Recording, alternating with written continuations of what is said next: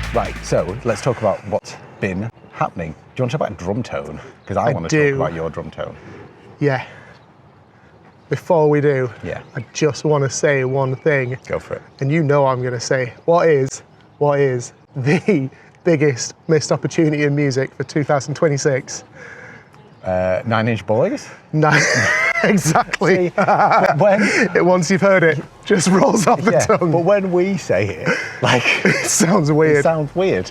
Yeah. So 9-inch Nails and Boys Noize came together and called themselves. They should have called themselves 9-inch Boys. Obviously. They should have done. Absolutely, they should.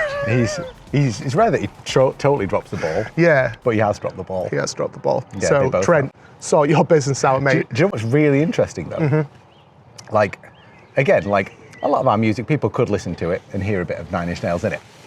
Like, what's really interesting is that collaboration with Boys Noize. Like, I had never even heard of that. I mean, in terms of a name for a project, there's probably some other alternatives out there that he Noise. could. No. I mean, like Boys Noize. Oh right, okay, yeah. I mean, who are we?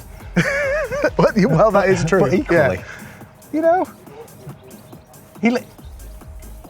he left some stuff on the table, didn't he? I guess it's true. Yeah. But you know, he's lent into it in fair play. But I'd never listened to anything by Boys Noize prior to this, and so I thought, I wonder what it is that he's that sort of attracted the 9-inch Nails project to work with Boys Noize, and I think it's something similar. So when I went to see 9-inch Nails when I was in my 20s at some point. A wee lad. I went to see them at Manchester Apollo, which was a great venue for them. Oh, snap. Right, that would be amazing. It was amazing, and I was very close. It was when he was touring with Twiggy Ramirez from Marilyn Manson. Oh, nice, the bass player? It was the With Teeth era, my favourite era. And there was a guy who played before him called Saul Williams. And I remember him being on, and he was just like a guy. And his stuff, I was like, there's just a guy called Saul Williams on before 9-inch Nails. This is really weird. But like when I listened to some of his stuff, because he's still doing stuff now. Like he didn't kind of ascend to the heights of 9-inch Nails, but he still does stuff now. And so it got me in thinking of, well, I wonder what Boys Noize like. So I had a look at their stuff, and it's far more electronica. I would say, what would I say? I would say it's more Year Zero. Style 9-inch Nails. I get than that. it is like the rock band. Yeah. Interesting pop fact about Year Zero though. I know we're talking about something entirely different. Interesting pop fact about Year Zero. The majority of that, I believe, was written on a tour bus, which is why, and that might be wrong, but that's why it's so electronic and like cut up bits of samples and stuff like that, because you can do that convenience. Yeah. So it's not the full band sound because it wasn't a full band. It was. That's really cool. So.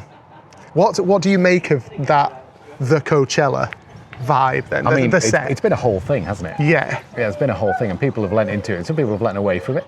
I think that they've redone a lot of like the old 9-inch Nails style stuff. And I mean, if I'm being honest, it's not me. I don't really care for it. but that said, that's a really quick overview. Like there's nuance in that. Some stuff like Heresy, I think was really, really good. I think Vessel was really, really good.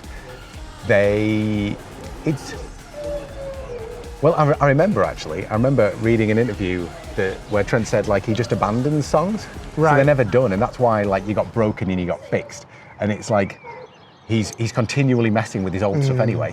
So it's not off brand, is it? It's not out of character for him to think, well, I've got a new guy in, let's see what we can do together. Yeah. But also I like the it feels a bit more How to Destroy Angels-y. I know that he's like, you could say that that's because his missus is involved. I want to call her Margarita, but I don't think that's her name. I couldn't tell you. I could not tell you. Yeah, that sounds about right. Something like that, isn't it? Yeah. But so because she's there, it feels a bit How to Destroy Angels. But I found their vibe a lot more like the stuff that they've done with Boys Noize. Yeah. Cool. What do you think of it? Well, I haven't listened to it or watched it in enough detail yet. I've been meaning to, but I guess the fact there's no live drums. Well, why would I be interested in that? Exactly. So the absence of live drums, like I don't know, I've just not got around to really watching it. Like the bits I've seen, looks like the stage show were phenomenal. Well, like how often do you get dancers? Yeah, that is a good point. So I mean, like massive production, huge like live production value, looked like the type of thing you'd want at Glastonbury. I mean, like why big? Everybody's playing at Coachella though, aren't they? Like, Well, I say yeah. everybody. Like, who am I? Like, I don't know who half these people are. But like But if you can get Nine Inch Nails, you do know. the British festival scene just doesn't seem to manage to draw Nine Inch Nails. So I'm going to download this year, as you know. Carry on. That is a hot take right there. Download, I think, is going to be. Wait a minute. Let me guess the headliners: Metallica, Black Sabbath.